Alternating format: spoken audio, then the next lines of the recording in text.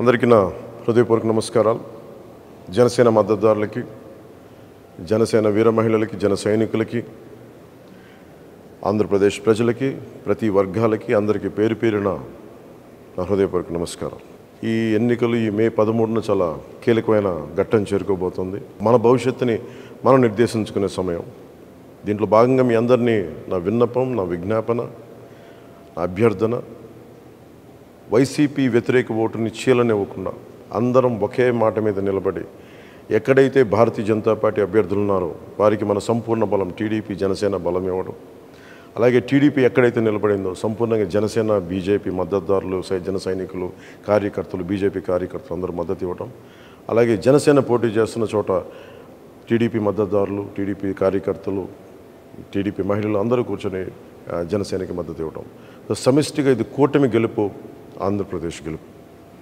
YCP వ్యతిరేక ఓటుని చీలనివ్వనని చెప్పి నేను 2021 ఇప్పటం గ్రామం సభ పెట్టినప్పటి నుంచి ఈ రోజు దాకా అదే మాట మీద ఉన్నాం. అదే బాధ్యతతోటి ముందుకు తీసుకెళ్తా ఉన్నాం. భారతీయ జనతా పార్టీ నరేంద్ర మోదీ గారి నాయకత్వంలో నడుస్తున్న ఈ దేశం ఖచ్చితంగా ఆయన ఆశీస్సులు మన రాష్ట్రానికి ఉండాలి. ఆ దిశగానే వారిని చాలా వ్యయ ప్రయాసాలతోటి మనం ఒప్పించి ఈ రోజున మన ఈ పొత్తులోకి భారతీయ జనతా పార్టీ నాయకులు అంగీకారం తెలిపారు.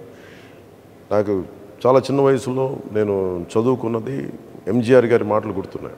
ఒక రాష్ట్ర ప్రభుత్వం సమర్థవంతంగా పనిచేయాలంటే కేంద్ర ప్రభుత్వం ఆశీస్సులు అవసరం అని. ఆ వాక్యం నా మీద చాలా బలమైన ప్రభావం చూపించింది.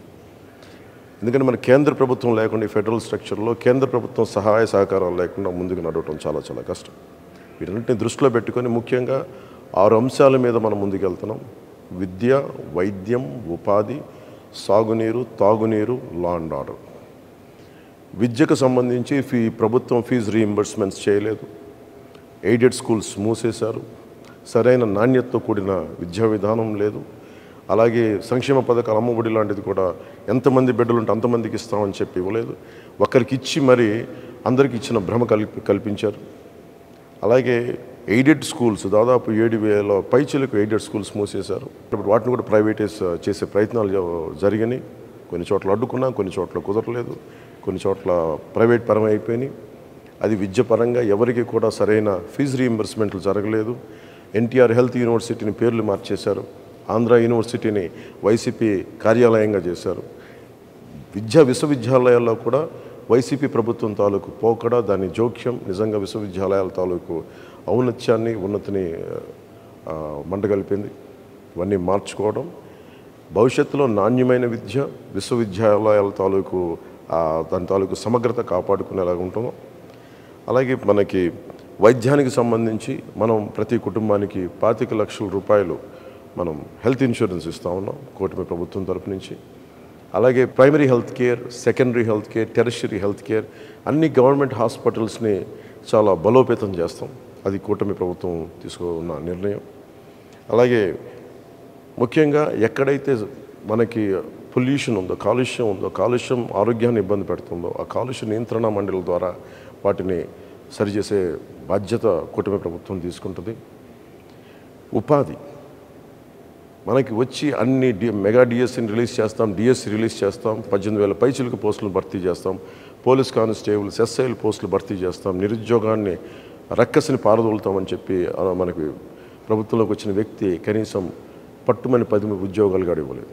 కేవలం అరాకొర సంక్షేమంతో, దాన్ని ఎక్కువ అడ్వర్టైజ్మెంట్స్ తోటి ముందుకు తీసుకెళ్ళి సంక్షేమాన్ని కూడా సంపూర్ణంగా చేయలేకపోయిన ప్రభుత్వం, ఉపాధి ఇవ్వలేకపోయిన ప్రభుత్వం, మనకి జాబ్ క్యాలెండర్ రిలీజ్ చేయలేని ప్రభుత్వం. ఇది మారాలి అంటే ఖచ్చితంగా మన కూటమి ప్రభుత్వం రావాలి. వచ్చిన వెంటనే ముందుగానే మన మెగా డిఎస్సిని మనం దాని మీదే ఉంటుంది, ముందుకు తీసుకెళ్తాం రాగానే. అలాగే సిపిఎస్ కాంట్రిబ్యూటరీ పెన్షన్ స్కీమ్కి సంబంధించి మాట ఇచ్చి మరి వెనక్కి వెళ్ళిపోయాడు. వారం రోజుల్లో సంతకం పెడతానని చెప్పిన వ్యక్తి ఈ రోజున దాన్ని గాల్లోకి వదిలేశాడు. స్కూల్స్లో పాఠాలు చెప్పి టీచర్లను తీసుకెళ్ళి మనకి యారక్ షాపుల దగ్గర, సారాయి షాపుల దగ్గర క్యూల్లో సరిచేసే బాధ్యతలు అప్పచెప్పాడు. ఇది వారిని మన గురు బ్రహ్మ, గురు విష్ణు, గురు దేవ మహేశ్వర అని చెప్పి మనం గురువుని ప్రార్థించుకునే పరిస్థితుల్లో తీసుకొచ్చి మద్యం షాపుల దగ్గర పనిచేసే విధంగా ఈ ప్రభుత్వం గురువులను అవమానం చేసింది. ఉద్యోగులకి సిపిఎస్ ఇవ్వలేదు. వీటన్నిటిని దృష్టిలో పెట్టుకొని నేను గురువులకి గౌరవం ఇచ్చేలాగా, వారికి వేతనం సకాలంలో అందేలాగా అలాగే సిపిఎస్, నేను ఉమ్మడి ఆంధ్రప్రదేశ్ మాజీ ప్రభుత్వ ఉద్యోగ కొడుకుగా నాకు కష్ట నష్టాలు తెలుసు. ఈ రోజుకి మా అమ్మకి మా నాన్నగారి పెన్షన్ అందుతూ ఉంటుంది. దానికి తాలూకా కష్టం తెలుసు నాకు. అలాంటిది కంట్రిబ్యూటరీ పెన్షన్ స్కీమ్ పదవి విరమణ చేసిన ఉద్యోగులందరికీ కూడా సంవత్సరం లోపు నేను మీకు మాటిస్తున్నాను. సంవత్సరం లోపు దీనికి పరిష్కారాన్ని కనుక్కొని మీ పదవీ విరమణ మీకు భయపెట్టేది కాదు, మీకు భరోసా ఇచ్చేదిలాగా ఉంటుందని చెప్పి మనస్ఫూర్తిగా నేను మీకు పదవి విరమణ చేయబోతున్న ఉద్యోగులందరికీ నేను తెలియజేసుకుంటా ఉన్నాను. నేను మీకు మాటిస్తున్నాను, సంవత్సరం లోపు దానికి పరిష్కార మార్గాన్ని కనుక్కొని మేము పారిపోం. నేను మీకు మాటిస్తాను, నేను నిలబడతాను. అలాగే సాగునీరు, మనకి ఇన్ని ప్రాజెక్టులు ఉన్నాయి. ఈరోజు మెగా ప్రాజెక్టు 2004 నుంచి ప్రత్యేకించి జల యజ్ఞం మన పదం అని కానీ జల దోపిడీ అయిపోయింది. ఎక్కడైతే సాగునీటి ప్రాజెక్టులు ఉన్నాయో ఉన్న ప్రాజెక్టులని సరిగ్గా మెయింటెనెన్స్ చేయకుండా, కాలువలు పొడికలు తీయకుండా, డ్రైనేజీలు సరిగ్గా తీయకుండా, డ్రైనేజీలను అలాగే లాకులు ఇటువంటి కనీసం మినిమం మెయింటెనెన్స్ కూడా చేయకుండా చాలా లక్షలాది ఎకరాల ఆయకట్టు సరైన నీటి సౌకర్యం లేక, చివరి ఆనకట్టుకు చివరున్న పొలాలకి సరైన నీటి సౌకర్యం లేక నలిగిపోతున్నారు ప్రజానికి. గిట్టుబాటు ధర లేదు, మద్దతు ధర లేదు, ధరల స్థిరీకరణ నిధిని సంపూర్ణంగా అది తీసుకెళ్ళలేదు. అందుకని నేను కౌలు రైతులకి సొంత డబ్బుని ఇచ్చిన వాడిని. కౌలు రైతాంగానికి, రైతులకి, అన్నం ముద్ద పెట్టే రైతులందరికీ నేను మీకు మనస్ఫూర్తిగా మాటిస్తున్నా, మీ క్షేమం కోసం, మీ సంక్షేమం కోసం కూటమి ప్రభుత్వం అండగా ఉంటుంది. అలాగే ముందు బాధ్యతగా మొదటి రాగానే ఏవైతే మైనర్ ఇరిగేషన్, చిన్న ఇరిగేషన్ ప్రాజెక్ట్స్ ఉన్నాయో వాటిని తొందరగా పూర్తి చేయడంతో పాటు ఉన్న ఇరిగేషన్ ప్రాజెక్ట్స్ని సమర్థవంతంగా పనిచేసేలా తీసుకుంటాం. ఇరిగేషన్, డ్రైనేజ్ వీటన్నిటిని సరి చేస్తామని మీకు అందరికీ మాటిస్తూ, మీకు రైతు భరోసా కేంద్రాల దగ్గర నుంచి ప్రభుత్వం నుంచి మీకు సరైన మద్దతు రాలేదు. అవి బాధ్యతగా తీసుకొని అది మీ సంక్షేమం మా మొదటి బాధ్యత. దానికోసం మేము వెన్నంటే ఉంటాం. మీ కష్ట నష్టాలకి కూర్చొని వీళ్ళలాగా మీ కష్టాలు వస్తే వర్షం పడితే రైతుల్లో మొలకలు రాక ఏమొస్తుందని చెప్పి దిగజారుడే మాటలు అలాంటి ప్రభుత్వాలు కాకుండా బాధ్యతగా మీరు ఒక మాట మాట్లాడితే చేతులు కట్టుకొని మీ దగ్గరికి వచ్చి మేము మీ సమస్యలను తెలుసుకొని మేము మీకు అండగా ఉంటాం. అలాంటి ప్రభుత్వం రాబోతుంది కూటమి ప్రభుత్వం. తెలియజేసుకుంటూ రైతన్నలకు తెలియజేసుకుంటూ ముఖ్యంగా మనకి తాగునీరు ఏ మూలకెళ్ళినా, ఏ నియోజకవర్గానికి వెళ్ళినా మినిమం కనీసం ప్రాథమిక హక్కు అది మంచి నీరు రావటం అనేది. అలాంటి మంచినీరు కూడా ఇచ్చే పరిస్థితుల్లో లేదు. కేంద్ర ప్రభుత్వం జల్ జీవన్ మిషన్ అనే ప్రధానమంత్రి గారి ఆధ్వర్యంలో ప్రధానమంత్రి జల్ జీవన్ మిషన్కి నిధులు వచ్చినా కానీ ఈ ప్రభుత్వం దాన్ని ముందుకు తీసుకెళ్ళలేదు. మేము మీకు మాటిస్తున్నాం, అహిర్నిశలు మేమందరం బాధ్యత మరి తీసుకొని మనకి కనీస రక్షిత మంచినీరు ప్రతి ఇంటింటికి అందేలాగా మేమందరం బాధ్యత తీసుకుంటాం అని మీకు తెలియజేసుకుంటాం ప్రతి ఒక్కరికి. అలాగే మధ్యతరగతి కుటుంబాలకి మీరు కష్టాలు నలిగిపోతూ ఉన్నారు, ఎక్కువ మీరు కూర్చోబెట్టి మీరు నలిగిపోతారు, ట్యాక్సులు కడతారు, మీరు సంక్షేమ పథకాలు ఉండవు. మీకు కనీసం మీకు ఇవ్వగలిగింది భరోసాతో కూడిన ప్రభుత్వం ఇవ్వాలి, లేదంటే మీకు ధరలు తగ్గించే ప్రభుత్వాలు ఉండాలి. అందుకనే కూటమి పెట్టుకుంది ముఖ్యంగా 3 సిలిండర్లు మహిళలకి ఉచితంగా ఇవ్వాలని, బస్సు ప్రయాణం ఉచితంగా ఉండాలని ఇలాంటి సంక్షేమ పథకాలతో ముందుకు వస్తున్నాం. ముఖ్యంగా నిరుద్యోగులకి ప్రతి నెల మనకి ఉద్యోగం లేనప్పుడు నిరుద్యోగ భృతి వీటన్నిటి ముందుకు తీసుకెళ్తున్నాం. ఎన్నోసార్లు జనవాణి కార్యక్రమంలో నేను ఒకటి నిర్ణయించుకున్నాను, చాలా ఆవేదనతోటి అందరికంటే వెనకబడిన వాసులు మమ్మల్ని సమాజం గుర్తించదు, మా కష్టాలను గుర్తించదు అని చెప్పి దివ్యాంగులు నాతో పెట్టుకున్న గోడు నన్ను ఎప్పుడు కదిలించేసేది. దాంట్లో భాగంగానే మనకి తెలుగుదేశం, జనసేన ఉమ్మడి మన మేనిఫెస్టో కమిటీ కూర్చొని ప్రత్యేకించి దీని మీద దృష్టి సారించి ప్రతి దివ్యాంగులకి 6,000 రూపాయలు నెలకి ఇంటికి వచ్చి అందజేసేలాగా, అలాగే ఎక్కడైతే సంపూర్ణంగా దివ్యాంగులు మొత్తం శరీరం అంతా చచ్చుబడిపోయిందో వారికి నెలకి 15,000 రూపాయలు అందజేసేలాగా, అలాగే తలసీమియా లాంటి వ్యాధిగ్రస్తులకి నెలకి 10,000 రూపాయలు వచ్చి అందజేసేలాగా ఈ బాధ్యత కూటమి ప్రభుత్వం తీసుకుంటుంది. ఈరోజు మేము పెట్టుకున్న సంక్షేమ కార్యక్రమాలు అన్నీ కూడా నిరుద్యోగులకు కానీ, రైతాంగానికి కానీ మీరు మేనిఫెస్టో చూస్తే అన్ని సంక్షేమ కార్యక్రమాలు కూడా మేము చాలా బాధ్యతగా తీసుకొని చేస్తాం. చాలా బలమైన బరువు, చాలా బలమైన బాధ్యత. ఎందుకంటే మనసుంటే మార్గం ఉంటుంది.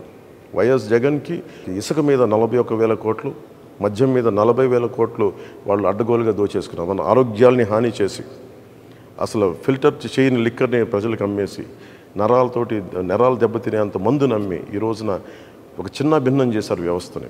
మద్యపాన నిషేధం అని చెప్పిన ప్రభుత్వం మద్యపానాన్ని అమ్మటం. సో అందుకని వీళ్ళందరికీ మేము కోరుకుంటుంది ఇది ఎంకరేజ్ చేయటం కాదు, కాకపోతే మీకు కల్తీ లేని ఒక మద్యాన్ని కనీసం అందించడం, కనీసం మీ ప్రాణరక్షణకి వయసెస్ని వ్యసనాలని ఎవరు ఎంకరేజ్ చేయం. కానీ మనకు 6 రాష్ట్రాలు మన చుట్టుపక్కల, మన ఆంధ్రప్రదేశ్ రాష్ట్రానికి 6 రాష్ట్రాలు మనకి చుట్టుపక్కల సరిహద్దులు ఉన్నాయి. సో మనకి సంపూర్ణ మద్యపాన నిషేధం అది చేయడం చాలా కష్టసాధ్యం. కానీ అంచెలంచెలుగా ఆడపడుచులు, మహిళలు కోరుకున్న చోట, ఒక గ్రామం కోరుకున్న చోట, ఒక ప్రాంతం కోరుకున్న చోట అక్కడ మద్యం షాపులు కానీ లేదంటే యారక్ షాప్స్ కానీ అవి లేకుండా చూసుకునే బాధ్యత ప్రజలు, మెజారిటీ శాతం ప్రజలు కోరుకుంటే అక్కడ మద్యాన్ని సంపూర్ణంగా నిషేధించే బాధ్యత కూటమి ప్రభుత్వం తీసుకుంటుంది. అలాగే ముఖ్యంగా లా అండ్ ఆర్డర్, ఈ లా అండ్ ఆర్డర్ సమస్యను అంటే మేము బేసిక్గా జనసేన, టీడీపీ మేమందరం నమ్మేది భారతీయ జనతా పార్టీ వ్యవస్థల్ని బలోపేతం చేయడం, వ్యవస్థలను బలహీనపరచడం కాదు. కూర్చోబెట్టుకు సినిమా టికెట్లకి మొత్తం మండల రెవెన్యూ ఆఫీసుల దగ్గర నుంచి చీఫ్ సెక్రటరీ దాకా, మా చీఫ్ సెక్రటరీ టు చిన్నపాటి ఎంఆర్ఓల దాకా పనిచేస్తూ ఉన్నారు. అదే రైతుకి కష్టం వస్తే ఒకళ్ళు కూడా స్పందించే పరిస్థితులు లేదు. వ్యవస్థల్ని బలోపేతం చేస్తాం. పోలీస్ వ్యవస్థని కానీ, రెవెన్యూ వ్యవస్థని కానీ, అన్ని వ్యవస్థల్ని బలోపేతం చేసి వారికి సాధికారతని వారికి ఇచ్చే దిశగా మేమందరం బలమైన నిర్ణయం తీసుకున్నాం. అది మనకి ప్రజాస్వామ్యాన్ని పరిరక్షిస్తాం. లా అండ్ ఆర్డర్ చాలా చాలా చాలా బలంగా ఉంటుంది. లా అండ్ ఆర్డర్ బలంగా ఉన్న చోట అన్ని పథకాలు బాగుంటాయి. లా అండ్ ఆర్డర్ బలంగా ఉన్న చోట పెట్టుబడులు వస్తాయి, పరిశ్రమలు వస్తాయి, పరిశ్రమలు వచ్చిన చోట ఉపాధి అవకాశాలు ఉంటాయి. వీటన్నిటిని దృష్టిలో పెట్టుకొని మీ అందరికీ పేరున ప్రతి ఒక్కరికి 2 చేతులెత్తి అభ్యర్థిస్తున్నాను, ఆర్థిస్తున్నాను. వైసీపీ వ్యతిరేక ఓటు చీలకుండా భారతీయ జనతా పార్టీ పోటీ చేస్తున్న చోట, తెలుగుదేశం పోటీ చేస్తున్న చోట మీరు సంపూర్ణంగా జన సైనికులు, జనసేన వీర మహిళలు, జనసేన మద్దతుదారులు. ఎట్టి పరిస్థితుల్లో వైసీపీ నాయకులు రకరకాల మాటలు మాట్లాడుతూ ఉంటారు. మేము గెలిచి మేము జనసేనలోకి వెళ్ళిపోతాం, ఇలాంటి అబద్ధాలను మీరు నమ్మకుండా సంపూర్ణంగా కూటమి అభ్యర్థులకే జనసేన ఓటు సంపూర్ణంగా వారికి మీరు వేయాలని మనస్ఫూర్తిగా కోరుకుంటూ, అలాగే టీడీపీ మద్దతుదారులకి, టీడీపీ నాయకులకి, టీడీపీ కార్యకర్తలకి, భారతీయ జనతా పార్టీ కార్యకర్తలకి, భారతీయ జనతా పార్టీ మద్దతుదారులకి మనందరం ఈసారి మనస్ఫూర్తిగా అందరం ఒకసారి కలిసి ఒకటే చోట, ఒకటే అడుగుతోటి, ఒకటే భావంతో ఆంధ్రప్రదేశ్ని సంరక్షించుకుందాం. నరేంద్ర మోదీ గారి నాయకత్వంలో వికసిత్ భారత్లో అంతర్భాగం వికసిత్ ఆంధ్రప్రదేశ్ కూడా మనందరం కలిసికట్టుగా మనం ముందుకేసి ఓటేసి కూటమిని గెలిపించుకోవాలి. కూటమిని గెలిపించుకోవడం మన బాధ్యత.